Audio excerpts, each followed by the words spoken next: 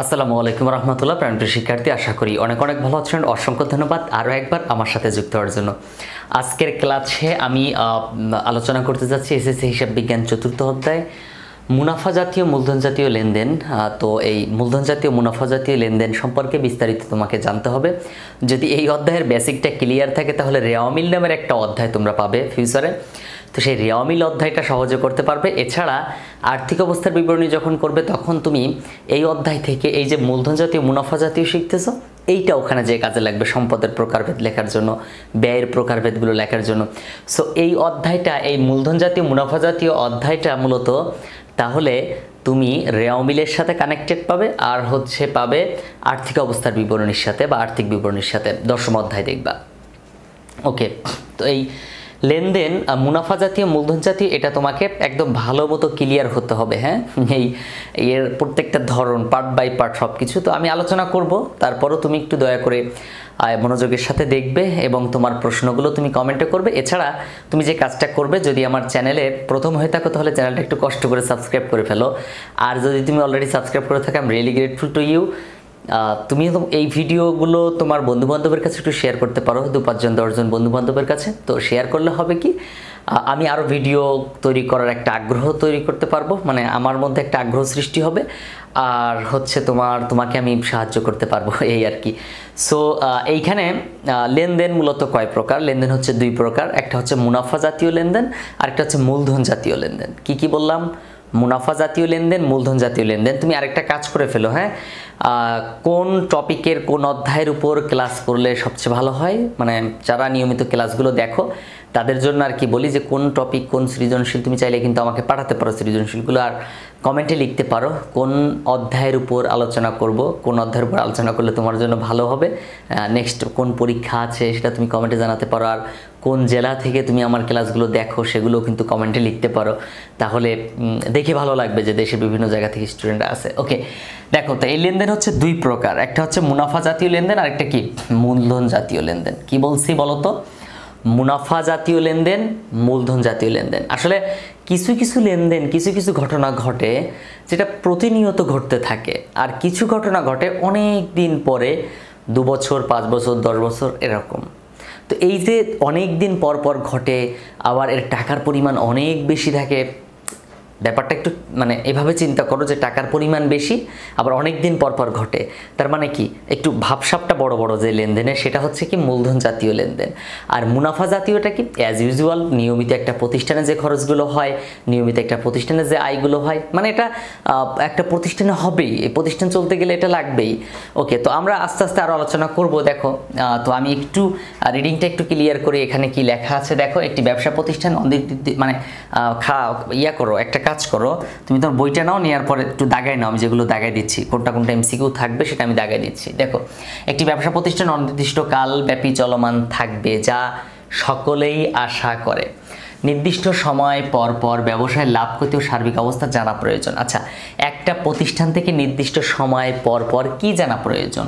এটা কিন্তু বহুপদী প্রশ্ন আছে, লাভ ক্ষতি, সার্বিক অবস্থা। সো এইখানে লাভ ক্ষতি দিতে পারে, সার্বিক অবস্থা না দিয়ে অন্য কিছু দিতে পারে, দায়ের পরিমাণ দিতে পারে। সো তুমি এই দুটোকে বেছে নিবা, লাভ ক্ষতি এবং সার্বিক অবস্থা। বইয়ের মধ্যে দাগায় রাখো যে নির্দিষ্ট সময় পর পর একটি ব্যবসায় প্রতিষ্ঠান থেকে কি জানতে হয়, কি জানার প্রয়োজন পড়ে, লাভ ক্ষতি ও সার্বিক অবস্থা, এই দুটো জিনিস জানার প্রয়োজন হয়। কিছু লেনদেন এমন যাদের সুবিধা নির্দিষ্ট সময়েই শেষ হয়ে যায়, মানে সুবিধা নির্দিষ্ট সময়ে শেষ হয়ে যায়। যেমন তুমি যে বাসায় আছো, যে বাসায় তুমি ব্যবসা করতেছো ভাড়া নিয়ে, ওই বাসার ভাড়া প্রতি মাসে একবার পরিশোধ করো। তো মনে করো সাপোজ 10,000 টাকা ভাড়া, তুমি 10,000 টাকা প্রতি মাসের শেষে পরিশোধ করতেছো বা প্রতি মাসের শুরুতে পরিশোধ করতেছো, আর সচরাচর রানিং মাসেরটা প্রথমে পরিশোধ করতে হয়। তো তুমি এর সুবিধা কতটুকু পাবা একটু বলো তো? তুমি ভাড়াটা দিছো, সাপোজ এটা হচ্ছে এই যে এপ্রিল মাসে তুমি 1 তারিখে ভাড়া দিছো পুরো মাসের জন্য, তো তুমি 1 মাস সুবিধা পাবা। ফেব্রুয়ারি থেকে মানে এপ্রিলের পরে মেতে কিন্তু আবার নতুন করে ভাড়া দিতে হবে। তো দেখো, এই যে ভাড়াটা দিলাম, এর যে একটা সুবিধা আমি পাচ্ছি, এটা কতদিন পাচ্ছি? 1 মাস পাচ্ছি। আবার যদি আমি একজন কর্মচারী রেখে দেই আমার প্রতিষ্ঠানে, তাহলে সেই কর্মচারী যে টাকাটা পাবে, যে বেতনটা পায়, তাকে আমি সাপোজ 10,000 টাকা দিলাম। এই 10,000 টাকা আমি তাকে দিলাম রানিং মাসে, যে ভাই তুমি কাজ করো, 10,000 টাকা তোমাকে দিলাম। তো ও কতদিন কাজ করবে? ও কিন্তু গুনে গুনে 30 দিন কাজ করবে। করার পর বলবে যে স্যার আমার তো ব্যালেন্স শেষ হয়ে গেল, আমি চলতে পারতেছি না। মানে সরাসরি টাকা না চাইলে বলবে আমি তো চলতে পারতেছি না, তখন তো আবার দিতে হবে। তো সে যে আমাকে কাজ করে দিল, সুবিধা দিল, এটা কিন্তু একটা সুবিধা, তাই না? আমি তাকে সুবিধা দিছি, ঠিক আছে, কিন্তু সে তো সুবিধাটা আমাকে দিছে যে কাজ করে। তো সে কতদিন আমাকে সুবিধা দিল? 1 মাস। তাহলে দেখো এই যে টাকার পরিমাণটা কিন্তু 1 মাস সুবিধা পাচ্ছে, তাই না? তো এই একটা নির্দিষ্ট পরিমাণ খরচের বিনিময়ে, ব্যয়ের পরিমাণে, বা যে ঘটনা দ্বারা সুবিধা একটু কম সময় পাওয়া যায়, সেটাই কিন্তু মুনাফা জাতীয় লেনদেন। আর যার সুবিধা অনেক বেশি, যেমন তুমি এক প্রতিষ্ঠানে একটা আসবাবপত্র কিনলা, মানে 50,000 টাকা দিয়ে বা 1 লক্ষ টাকা দিয়ে একটা মেশিন কিনলা। এই মেশিনটা কি 1 মাসে শেষ হয়ে যাবে? মানে 1 মাস পরের একদম ব্যবহার অসম্ভব হয়ে যাবে? না, আসলে 1 মাস পরে না, এটা বরং চিন্তা করতে পারো 5 বছর পরে, 10 বছর পরে এটার একটা কার্যক্ষমতা একদম শেষ হয়ে যায়, তখন এটা আবার বিক্রি করা যায়। সো এই যে চিন্তা করো যে একটা লং টার্ম, টাকার পরিমাণ বেশি, অনেক দিন পর ঘটে, এটা হচ্ছে মূলধন জাতীয়। আর যার সুবিধাটা কম, একদম শর্ট টাইম থাকবে, নিয়মিত এরকম কাজ নিয়মিত করতেই হবে, যেমন ভাড়া তো দিতেই হবে, কর্মচারী বেতন প্রতি মাসে দিতেই হবে। সো এই ধরনের কাজগুলো মুনাফা জাতীয় হয়ে থাকে। আশা করি তোমাকে একটু ধারণা দিতে পেরেছি। তো দীর্ঘ সময় পাওয়া যায়, এই অবস্থা বিবেচনা করেই লেনদেন সমূহকে মূলধন মুনাফা জাতীয় 2 ভাগে বিভক্ত করা হয়। তাহলে এই সুবিধা হচ্ছে তোমার সুবিধার মেয়াদের উপর ভিত্তি করে। দেখো এই এমসিকিউটা কিন্তু প্রশ্ন হার্ড হলে এই ধরনের হয়, যে হচ্ছে তোমার কিসের উপর ভিত্তি করে প্রতিষ্ঠানের লেনদেনকে মুনাফা জাতীয় মূলধন জাতীয় 2 ভাগে ভাগ করা হয়, কিসের উপর ভিত্তি করে? সো তখন কিন্তু এখানে বলা যেতে পারে যে হচ্ছে তোমার সুবিধা হচ্ছে প্রদানের উপর, সুবিধা গ্রহণ ও প্রদানের উপর, বা সুবিধা গ্রহণ বা প্রদানের সময়ের উপর নির্ভর করে। সো একটা সুবিধা দেওয়া নেওয়ার উপর ভিত্তি করেই মূলত এই হচ্ছে লেনদেনকে 2 ভাগে ভাগ করা হয়। কোনো সুবিধা দীর্ঘমেয়াদী, কোনো সুবিধা স্বল্পমেয়াদী, এই সুবিধার মেয়াদের উপর ভিত্তি করে, ঠিক আছে? তারপর এই অবস্থা বিবেচনা করেই লেনদেনকে 2 ভাগে বিভক্ত করা হয়। লেনদেন সমূহ সঠিকভাবে বিভক্তকরণের উপরই ব্যবসায়ের প্রকৃত লাভ ক্ষতি ও আর্থিক অবস্থা জানা নির্ভর করে। তাহলে প্রতিষ্ঠানের আর্থিক অবস্থা, লাভ ক্ষতি জানা যায় কিভাবে? হলো তোমার বিভক্তকরণের উপর ব্যবসায়। তাহলে এখানে কি? লেনদেনের সমূহকে সঠিকভাবে বিভক্ত করার মাধ্যমে। তাই মূলধন ও মুনাফাজাতীয় লেনদেন সঠিকভাবে চিহ্নিত করার মাধ্যমে হিসাব বিজ্ঞানের উদ্দেশ্য অর্জনে ত্বরান্বিত হয়। তাহলে কে হিসাব বিজ্ঞানের উদ্দেশ্য অর্জনে ত্বরান্বিত করে? মূলধন ও মুনাফা জাতীয় লেনদেনের সঠিকভাবে চিহ্নিত করা। মূলধন ও মুনাফা জাতীয় লেনদেন সঠিকভাবে চিহ্নিত করার মাধ্যমে হিসাব বিজ্ঞানের উদ্দেশ্য অর্জনে ত্বরান্বিত হয়। এখন চলো আমরা লেনদেন কত প্রকার, কি কি, তাহলে একটু বিস্তারিত দেখি। দেখো আমি তোমাকে একদম এখান থেকেই বেসিক ক্লিয়ার করে দিতে পারবো ইনশাল্লাহ। তো আমি আশা রাখি তুমি পুরো ক্লাসটা এভাবে যদি মনোযোগের সাথে দেখো, একদিন নয় 2-3 দিন ধরে দেখতে পারো। সো যখন তুমি একসাথে দেখবা এই ক্লাসটা, মানে লং টাইম ধরে বা মনোযোগের সাথে, তখন তোমাকে এই অধ্যায় নিয়ে আর টেনশন করতে হবে না, একদম ক্লিয়ার হয়ে যাবা। দেখো তো লেনদেন হচ্ছে 2 প্রকার, একটা হচ্ছে মূলধন জাতীয় আর একটা হচ্ছে মুনাফা জাতীয়। মূলধন জাতীয় কি সেটা বললাম, মুনাফা জাতীয় কি সেটা বললাম। এই মূলধন জাতীয় আবার 2 প্রকার, মূলধন জাতীয় প্রাপ্তি, মূলধন জাতীয় আয়, মূলধন জাতীয় ব্যয়।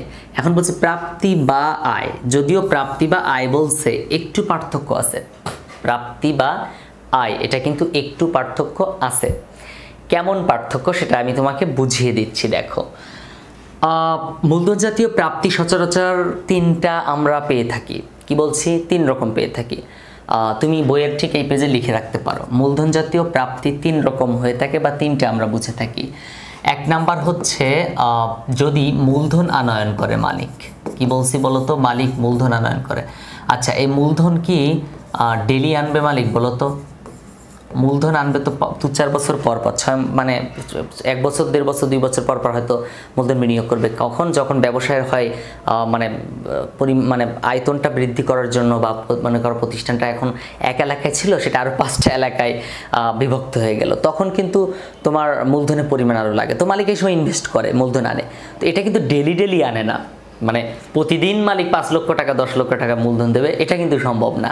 হয়তো 1 বছর 2 বছর 5 বছর পর পর কিন্তু এই কাজটা করে থাকে মালিক। ওকে, তারপর আরেকটা হচ্ছে মূলধন আনয়নের পরে তুমি লিখে নাও, যদি কোনো স্থায়ী সম্পদ বিক্রয় করে, স্থায়ী সম্পদ বিক্রয়, দেখো এখন স্থায়ী সম্পদ বিক্রয় বলতে কি, স্থায়ী সম্পদ কি কি? আমরা সচরাচর একটা কথা আমাদের টিচারের কাছে শুনেছি, এরকম মাঝে মধ্যে বলে যে জিনিসগুলো মানে যে সম্পদগুলো কোথাও রেখে ফু দিলে মানে বাতাস ফু দিলে উড়ে না যায়, সেটা হচ্ছে চলতি সম্পদ, স্থায়ী সম্পদ। আর যেটা উড়ে যায় সেটা হচ্ছে চলতি সম্পদ। কেমন? তুমি এখানে টাকা রাখো, জোরে বাতাস দাও উড়ে যাবে, কিন্তু একটা মেশিন, একটা আসবাবপত্র রাখো উড়ে যাবে না, একটা জমি, একটা বিল্ডিং। তো ব্যাপারটা হচ্ছে এমন। তো এখানে স্থায়ী সম্পদ হচ্ছে যেমন বিল্ডিং হতে পারে, জমি হতে পারে, ভূমি হতে পারে, আসবাবপত্র হতে পারে, মেশিন হতে পারে, যন্ত্রপাতি হতে পারে, অফিস সরঞ্জাম হতে পারে। এই ধরনের স্থায়ী সম্পদগুলো হচ্ছে তোমার যদি বিক্রয় করা হয় তাহলে মূলধন জাতীয় প্রাপ্তি ঘটে। ওকে, তারপর হচ্ছে আরেকটা কি জানো বলো তো? আরেকটা কি? সেটা হচ্ছে ঋণ গ্রহণ। কি বললাম বলো তো আমার সাথে? ঋণ, আমার লেখা কিন্তু একদম তামিল, সো একটু বোঝার চেষ্টা করো। ঋণ গ্রহণ, যে কোনো জায়গা থেকে ঋণ গ্রহণ হতে পারে, ব্যাংক থেকে, গ্রাম্য মহাজন হতে, ইজারা, দীর্ঘমেয়াদী ঋণ, যে কোনো ঋণ তো ঋণই ভাই। অন্য কারো কাছ থেকে টাকা নেওয়া মানে অন্য ব্যবসায়িক প্রসেস ছাড়া অন্য কারো কাছ থেকে টাকা ধার নেওয়া, ওইটাই তো একটা ঋণ, মানে তারে সুদ দিতে হবে, এটাই হচ্ছে ঋণ। যারে সুদ দেওয়া লাগে এটাই তো ঋণ অবশ্যই, তাই না? তো এই ঋণ গ্রহণ, এই তিনটা, মূলধন আনয়ন, স্থায়ী সম্পদ বিক্রয়, ঋণ গ্রহণ। এবার কথা আছে স্যার তাহলে মূলধন জাতীয় আয় কোনটা? আয়, এটা তো প্রাপ্তি ছিল। প্রাপ্তি জিনিসটা কি? টাকাটা আমি পাইছি। প্রাপ্তি কি? টাকাটা আমি পাইছি। কিন্তু সব পাইলেই যে আয় হয় তা কিন্তু না। মালিক টাকা দিচ্ছে, এটা কি প্রতিষ্ঠানের জন্য আয়? না। মালিক টাকা দিচ্ছে, মালিক কিসের জন্য দিচ্ছে? তার ইনকাম বাড়বে, তার শর্ত আছে, মালিকানা সত্ত্ব আছে, এই জন্য সে দিচ্ছে, তার সত্ত্ব বৃদ্ধি পাচ্ছে। এইখানে প্রতিষ্ঠান তার কাছে দায়ী থাকবে। কার কাছে? ওই মালিকের কাছে। প্রতিষ্ঠানের মালিক সম্পূর্ণ আলাদা। আমি একজন সাপোজ প্রতিষ্ঠানের ম্যানেজার, আমি হিসাব নিকাশ করি, আমি কিন্তু ওই মালিককে জীবনও চিনি না। কেন চিনি না? হ্যাঁ ওনাকে মানি, ঠিক আছে, মানে খুব সম্মান করি, কিন্তু ওনার আমি এই হিসাব নিকাশ, ওনাকে আমি টাকা দিলাম, ইচ্ছা মতো নিলাম, এটা হবে না। আমাকে হিসাবের মধ্য দিয়ে যেতে হবে। একটা প্রতিষ্ঠানে মালিক টাকা চাইলেই পাবে না, সে উত্তোলন করবে, তার মালিকের সত্ত্ব কমে যাবে, হিসাব নিকাশ করতে হবে। তো এইখানে এই যে স্থায়ী সম্পদের যে একটা কাহিনী দেখতে পাচ্ছ না, স্থায়ী সম্পদ, এই স্থায়ী সম্পদের কাহিনীতে আয় হতে পারে। যেমন আমি যদি বলি তুমি 2 লক্ষ টাকা দিয়ে একটা মেশিন কিনছো, কি বলছি বলো তো আমার সাথে একটু বলো, কত লক্ষ টাকা দিয়ে মেশিন কিনছো? 2 লক্ষ টাকা। যদি ক্লাস লং টাইম হয় একটু নড়ে চড়ে বসো, ভিডিওটা একটু পজ করো, 1 গ্লাস পানি খেয়ে নাও, 1 গ্লাস পানি পান করে তারপর আবার ক্লাস করা শুরু করো, ইনশাল্লাহ ভালো লাগবে, ঠিক আছে? ভিডিওগুলো দেখে খালি নিজে দেখলে হবে না, 10 জন বন্ধুকে অ্যাটলিস্ট শেয়ার করতে হবে। যদি 10 জন বন্ধুকে শেয়ার করে তারপর আমাকে মানে কমেন্টে লিখবে যে আমি শেয়ার করছি, তাইলে আমি পরবর্তী ক্লাসগুলো ছাড়বো ইনশাল্লাহ, ঠিক আছে? দেখো তো 2 লক্ষ টাকা মেশিন কিনছো, সেই মেশিনটা তুমি 2 লক্ষ মানে 1 বছর ব্যবহার করছো, ব্যবহার করার পরে দেখলা যে এই মেশিনটা আমার লাগবে না, আমি অন্য মেশিন কিনবো, তাই এটা বিক্রি করে দেয়। মানে হুট করে এমন হয়ে গেল যে জিনিসপত্রের দাম বৃদ্ধি পাওয়ার কারণে ওই 2 লক্ষ টাকা দামের মেশিন তুমি 2,10,000 টাকা বিক্রি করছো। কত? তাহলে তুমি কিনছিলে কত দ্বারা? 2 লক্ষ টাকা দ্বারা, বিক্রি করলা কত? 2,10,000 টাকা। এখন এইখানে তুমি বেশি বিক্রি করছো কত বলো তো? এই যে 10,000 টাকা বেশি বিক্রি করছো। স্যার এই 2 লক্ষ টাকা কি? এই 2 লক্ষ টাকা হচ্ছে মূলধন জাতীয় ব্যয়। তুমি যে 2 লক্ষ টাকা দিয়ে স্থায়ী সম্পদ কিনছো, মূলধন জাতীয় ব্যয় হচ্ছে আমরা একটাই পেয়ে থাকি, সেটা হচ্ছে স্থায়ী সম্পদ ক্রয়। কি বলছি? স্থায়ী সম্পদ ক্রয়, লিখে রাখো, স্থায়ী সম্পদ ক্রয়, আর সমস্যা হবে না লিখে রাখলে। সো মূলধন জাতীয় ব্যয় হচ্ছে একটা, স্থায়ী সম্পদ ক্রয়। তো তুমি 2 লক্ষ টাকা দিয়ে কিনছিলা, কি বলছি? 2 লক্ষ টাকা দিয়ে কিনছিলা, কেনার পরে সেটা আবার বিক্রি করছো কত দ্বারা? 2,10,000 টাকা দ্বারা। ব্যাপারটা চিন্তা করো, 2 লক্ষ কত? 10,000 টাকা। তাহলে এখানে লাভ হইল কত? 10,000 টাকা, তাই না? এই 10,000 টাকা হচ্ছে মুনাফা জাতীয় আয়। তাহলে স্যার এই 2 লক্ষ টাকা কি? 2 লক্ষ টাকা হচ্ছে মূলধন জাতীয় প্রাপ্তি। দেখো খেয়াল করে, এই 3টা টাকাই কিন্তু সব কিছু মূলধন জাতীয়। 2,10,000 আছে মূলধন জাতীয় প্রাপ্তি। অবশ্য মূলধন জাতীয় প্রাপ্তি আরও আছে, তবে স্থায়ী সম্পদের মধ্যে এই কাহিনীটা মাথায় রাখো। এই 2,10,000 টাকা মূলধন জাতীয় প্রাপ্তি। আমি যে টাকা দিয়ে মেশিন কিনছিলাম ওইটা হচ্ছে মূলধন জাতীয় ব্যয়। আর আমি যে লাভ করছি, আমি কি করছি? লাভ করছি না 10,000 টাকা, এটা হচ্ছে মূলধন জাতীয় আয়। তাহলে মূলধন জাতীয় ব্যয়, মূলধন জাতীয় আয়, মূলধন জাতীয় প্রাপ্তি তুমি এভাবে জাস্ট খাতার মধ্যে লিখে, অথবা বই, খাতায় লেখার দরকার নেই, খাতা 2 দিন পর থাকবে না, বইয়ে লিখে রাখো। বই আজীবন মানে পুরো বছর থাকবে পরীক্ষা পর্যন্ত। তাহলে মূলধন জাতীয় আয় আর প্রাপ্তি আর ব্যয় কি জিনিস বুঝলা। এবার হচ্ছে চলো মুনাফা জাতীয়তে যাই একটু। মুনাফা জাতীয় তো নিয়মিত ঘটবে, ভাড়া মানে মেরামত, ভাড়া মেরামত, বেতন, অফিস হচ্ছে তোমার মণিহারি, তারপর তোমার হচ্ছে জ্বালানি খরচ, পরিবহন খরচ, বাট্টা, কমিশন, অনেক কিছু হতে পারে মুনাফা জাতীয় লেনদেন। ঠিক আছে, তো মুনাফা জাতীয় লেনদেন হচ্ছে দুই প্রকার, প্রাপ্তি, মুনাফা জাতীয় প্রাপ্তি বা আয়, মুনাফা জাতীয় প্রদান বা ব্যয়। দেখো তাহলে আমরা কিন্তু হিসাবে পাচ্ছি কি দেখছো, একটা দুইটা তিনটা চারটা পাঁচটা ছয়টা, 7 প্রকার পাচ্ছি, 7 প্রকার।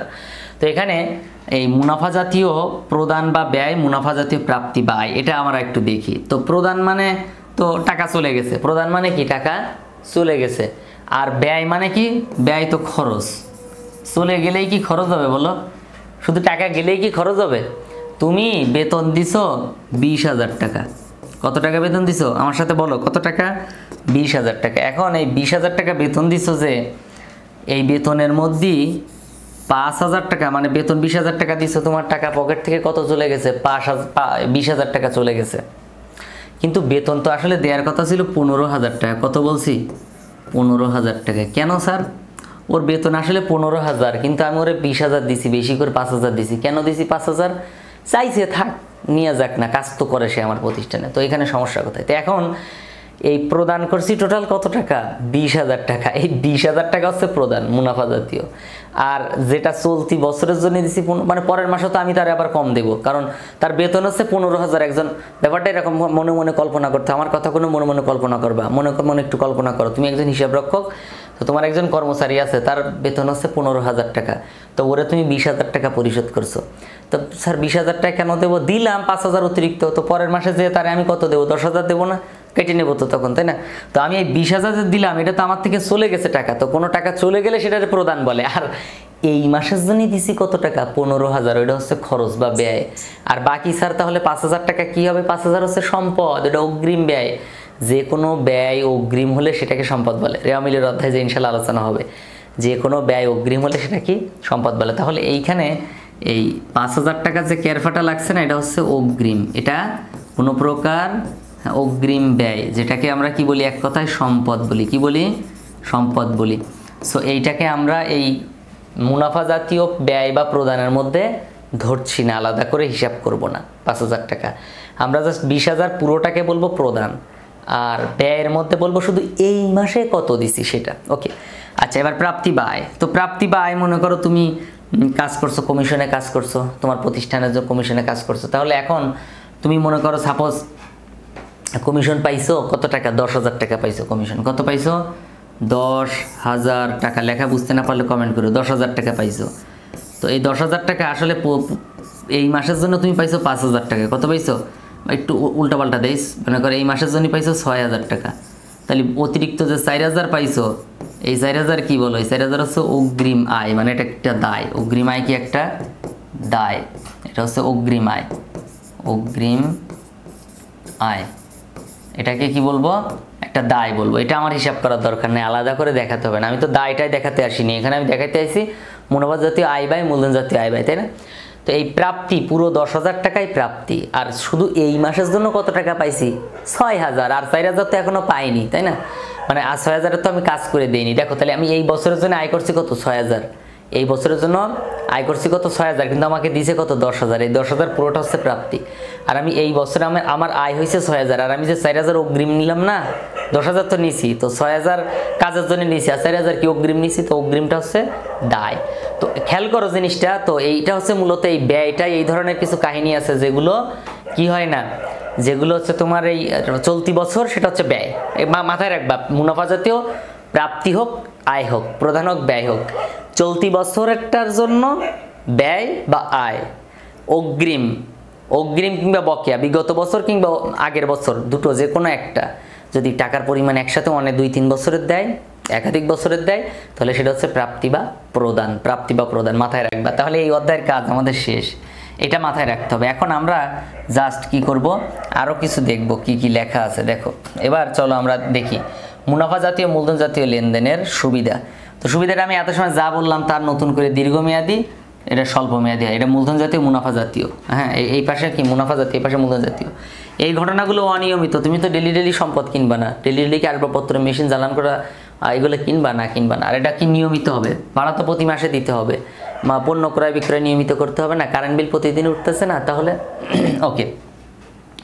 তারপর লেনদেনের টাকার পরিমাণ, তো টাকার পরিমাণ আছে বড় অঙ্কের থাকবে, আর এটা কি অনেকটা ছোট অঙ্কের থাকবে, এটা মাথায় রাখতে হবে। তারপর কি লেনদেন হতে সুবিধাভোগ, সুবিধা এটা কি দীর্ঘমেয়াদী হবে, আর এটা কি স্বল্প মেয়াদী হবে, মাথায় রাখবা এইভাবে, বৈশিষ্ট্য মাথায় না রাখলে কিন্তু হবে না। ওকে, এবার আমরা উপরোক্ত 3টি অবস্থা বিবেচনা করে লেনদেন সমূহকে 2 ভাগে বিভক্ত করব। কয় ভাগে? 2 ভাগে। কোনটা মুনাফা জাতীয়, কোনটা মূলধন জাতীয়। তো এটা খাতার মধ্যে তুমি এটা ছক করে দাও, মূলধন জাতীয় এক পাশে, মুনাফা জাতীয় এক পাশে, দেওয়ার পরে তুমি লিখে দাও। তো কি লিখবা? ব্যাংক হতে 1 লাখ টাকা ঋণ গ্রহণ, এটা হচ্ছে মূলধন জাতীয়। ঋণ কি ডেলি দেবে লোকেরা আমার? মূলধন জাতীয় প্রাপ্তি, মূলধন জাতীয় কি প্রাপ্তি। তো তুমি মানে প্রাপ্তি লেখার দরকার নেই, তুমি মূলধন জাতীয় লিখলে হবে। সরি, পণ্য বিক্রয়, এটা হচ্ছে আয়, এটা মুনাফা জাতীয়। পণ্য বিক্রয় কি? পণ্য বিক্রয় কি ডেলি হয় না? পণ্য বিক্রয় ডেলি হয়, তাহলে কি করতে হবে? পণ্য বিক্রয় ডেলি হইলে এটা মুনাফা জাতীয়, যে ঘটনা ডেলি হবে ওটা মুনাফা জাতীয়, ঠিক আছে।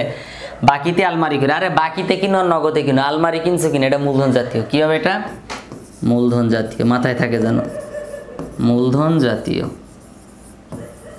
ওকে, মূলধন জাতীয়। তারপর কি আছে দেখো, কর্মচারীকে বেতন, বেতন কি ডেলি দিবা না তুমি, মানে প্রতি মাসে দিবা না বেতন, মজুরি ডেলি দেওয়া লাগে, বেতন পুরো প্রতি মাসে দিতে হবে, তাহলে এটা কি মুনাফা জাতীয়। ভাই বোঝার চেষ্টা করো, আমি কিন্তু বলে দিচ্ছি টাকার পরিমাণও কম এটার। পুরাতন মোটর গাড়ি বিক্রয়, তুমি একটা মোটর গাড়ি বিক্রি করছো, ডেলি বিক্রি করবা, তোমার গাড়ি কি প্রতিদিন একটা করে পুরাতন হবে আর তুমি বেচবা না? আরে ভাই 2-4 বছর, 5 বছর, 7 বছরের কাহিনী, 2-4 বছর পর না মোটর গাড়ি পাল্টায় মানুষ প্রতিষ্ঠানে, তাই না? তো এটা হচ্ছে মূলধন জাতীয়। কি হবে এটা? মূলধন জাতীয়, মূলধন জাতীয়। তারপর কি আছে? ব্যাংকে জমাকৃত অর্থের উপর সুদ, এই সুদ তোমাকে ওই বেটারা প্রতি মাসে প্রতি বছর দেবে, প্রতি মাসে প্রতি বছর প্রতিদিন ইন্টারেস্ট হিসাব করে। তো এখানে এটা হচ্ছে মুনাফা জাতীয়। কি হবে এটা বলো, আমার সাথে বলে ফেলো, এটা মুনাফা জাতীয়। কি হবে? মুনাফা জাতীয়। কিন্তু যদি আমার বলতো যে স্যার ব্যাংকে যে টাকাটা জমা করছেন, জমাকৃত অর্থ, ওইটা কি? ওইটা হচ্ছে মূলধন জাতীয়। আমি কি ডেলি ব্যাংকে 10 লাখ টাকা জমা রাখবো? ওই অনেক দিন, 5-10 বছর পর, 8 বছর, 20 বছর পরে যে আমি হঠাৎ করে একটু টাকা রাখলাম, ঠিক আছে? এই হচ্ছে কাহিনী। সো এখানে টেনশনে কিছু নাই। এবার চলো আমরা পরেরটাতে যাই। বলছে কি, যে সকল লেনদেন হতে দীর্ঘমেয়াদী 1 বছরের অধিক সুবিধা পাওয়া যায়। এখানে একটা বিষয় একটু লিখে রাখো, হ্যাঁ, আমি যেখানে যা লিখতেছি সব লিখে রাখবা, নাহলে কিন্তু লিখে আমাকে ছবি তুলে পাঠাবা, আমার গ্রুপের মধ্যে ছবি তুলে পাঠাবা। ওকে, তো এবার আমি একটা কথা বলি, কি যেন বলতে চাইলাম, যে 1 বছরের অধিক, 1 বছর মানে 1 থেকে 5 হচ্ছে স্বল্প মেয়াদি বলে। কি বলে? স্বল্প মেয়াদি, ফিনান্সের ভাষা এটা হয়। আবার হচ্ছে তোমার, সরি স্বল্প মেয়াদি না, দুঃখিত, এখানে একটু মিস্টেক হয়েছে। প্রথম হচ্ছে 1 বছরের কম, 1 বছরের কম হইলে স্বল্প মেয়াদি, স্বল্প মেয়াদি। তারপর 1 থেকে 5 বছর মধ্যমেয়াদি, 1 থেকে 5 বছর মধ্যমেয়াদি। তারপর 5 বছরের বেশি হইলে, 5 থেকে মানে অধিক হইলে সেটা কি? মূলধন জাতীয়, দীর্ঘমেয়াদী। কি বলবো সেটারে? দীর্ঘমেয়াদী। এটা লিখে রাখতে পারো, অনেক সময় কাজে লাগতে পারে, কোনো ঘটনা এরকম ঘটলে সেটা দীর্ঘমেয়াদী বলবে। ওকে, এবার দেখো আমরা পরেরটাতে যাই একটু। তারপর কি লেখা আছে? তো লেনদেন হচ্ছে 2 প্রকার, মূলধন জাতীয়, মুনাফা জাতীয়, এটা প্রাপ্তি বা আয় বুঝালাম। এখন হচ্ছে এই মূলধন জাতীয় প্রাপ্তি বা আয়ের যে একটা পার্থক্য, এইটা আমাকে একটু বুঝাই দিবা পরে, হ্যাঁ, এটা আমাকে কি করবা? বুঝাই দিতে। দেখো, জনাব রতন 2015 সালে একটি জমি 2,80,000 টাকা দিয়ে ক্রয় করে, যা 2017 সালে 4 লক্ষ টাকায় বিক্রি করে। দেখো, 1,80,000 কিনে 4 লক্ষ টাকায় বিক্রি করছে। মূলধন জাতীয় প্রাপ্তি কোনটা, মূলধন জাতীয় আয় কোনটা? আরে ও কিনছে 2,80,000 দিয়া, বিক্রি করছে 4 লাখ, কত লাভ করছে? 1,20,000 না? ওই 1,20,000 হচ্ছে মূলধন জাতীয় আয়। 1,20,000 কি? মূলধন জাতীয় আয়। 1,20,000টা বেশি বিক্রি করছে, এটা মূলধন জাতীয় আয়। স্যার তাহলে মূলধন জাতীয় প্রাপ্তি, পুরো টাকাটা মূলধন জাতীয় প্রাপ্তি, 4 লাখ, পুরো টাকাটা কি? মূলধন জাতীয় প্রাপ্তি। স্যার তাহলে আমার তো এইটার কথা কইলে না, 2,80,000 টাকা। আরে এটা তো ক্রয় করছে, ক্রয় মানে কি? এটা ক্রয় হচ্ছে মূলধন জাতীয় ব্যয়। এটারে কি বলবো? মূলধন জাতীয় ব্যয়, মনে রাখবা, মূলধন জাতীয়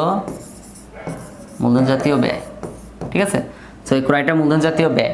এটা হচ্ছে 4 লক্ষ, মূলধন জাতীয় প্রাপ্তি 4 লক্ষ, মূলধন জাতীয় ব্যয় 1,20,000, আর হচ্ছে মূলধন জাতীয় মূলধন জাতীয় আয় হচ্ছে 1,20,000, আর মূলধন জাতীয় ব্যয় পুরো এই 2,80,000 টাকা, যে টাকা দিয়ে কিনছে। সো এইভাবে তুমি মাথায় রাখতে পারো। দেখো আমি যেভাবে বললাম সেভাবে একটু সহজভাবে চিন্তা করো, প্রত্যেকটা এন্ট্রি পারবে। এখানে আরও অনেক কিছু আছে, একটু কষ্ট করে পড়ে নিয়েও সুবিধা ভোগ করা যায়। এটা মুনাফা মূলধন জাতীয় ব্যয়ের কথা বলতেছিল।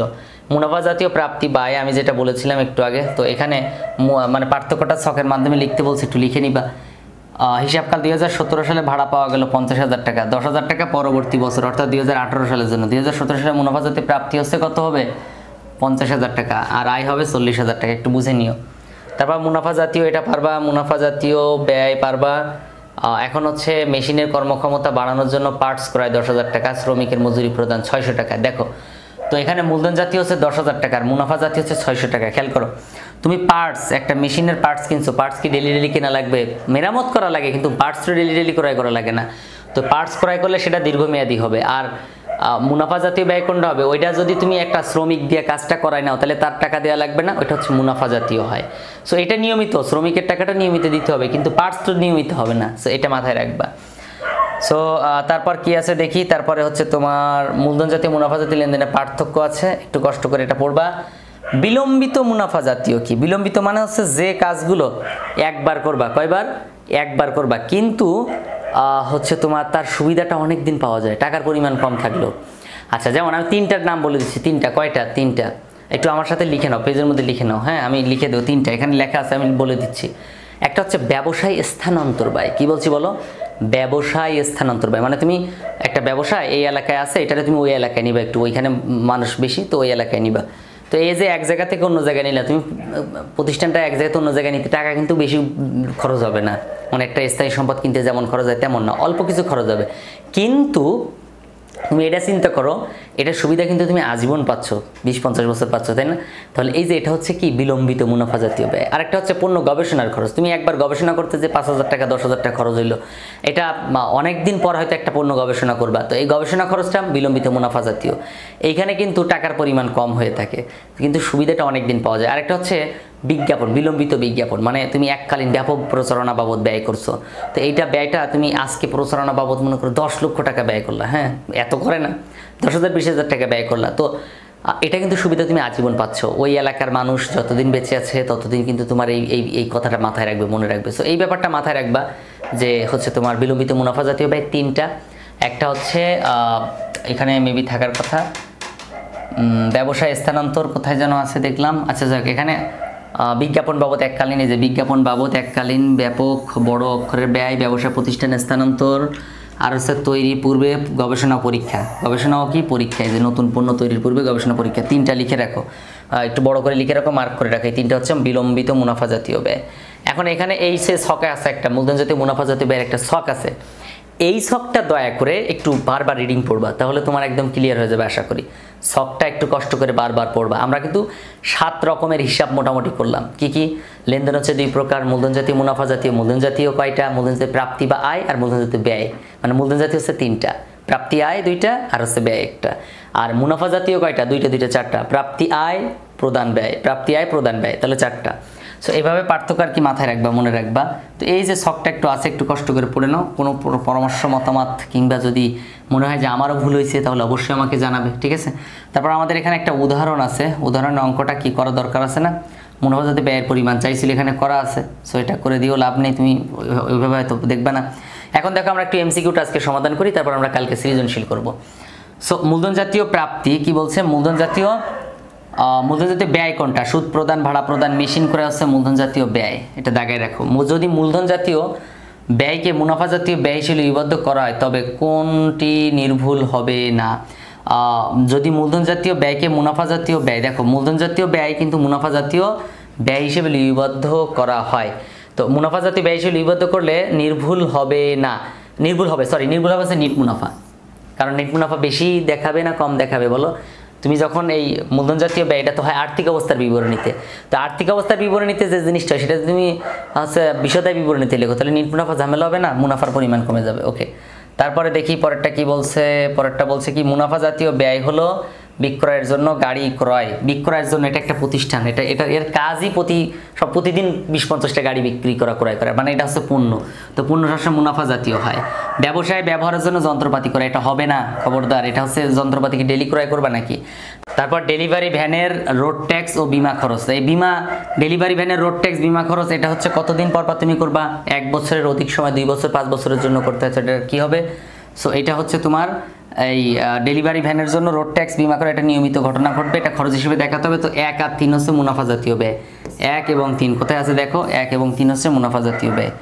ওকে, তারপরে আছে কি, যন্ত্রপাতি ক্রয় ও বিক্রয়কারী প্রতিষ্ঠানে যন্ত্রপাতি বিক্রয়লব্ধ অর্থ মুনাফা জাতীয় প্রাপ্তি না মুনাফা জাতীয় আয়? মুনাফা জাতীয় আয়। কি বলছি? মুনাফা জাতীয়। এখানে যন্ত্রপাতি ক্রয় বিক্রয়কারী প্রতিষ্ঠান, ওর পণ্য হচ্ছে কি, ওর পণ্যই তো এইটা, তাই না? তোর পণ্য যদি এইটা হয়, তা ও এটা নিয়েই তো ব্যবসা করবে। তো এটা নিয়ে ব্যবসা করলে নিয়মিতই তো ক্রয় বিক্রয় করবে, তাই না? তো এটা নিয়ে টেনশন করার কিছু নেই, এটা মুনাফা জাতীয় আয় হবে, প্রাপ্তিও কিন্তু বলা যাবে না। ব্যবসায়ের জন্য পণ্য আমদানি শুল্ক, আমদানি শুল্ক একটা মুনাফা জাতীয় ব্যয়। আমদানি শুল্ক, জাহাজ ভাড়া, ডক চার্জ, ক্রয়, পরিবহন, এগুলো সব মুনাফা জাতীয় ব্যয়।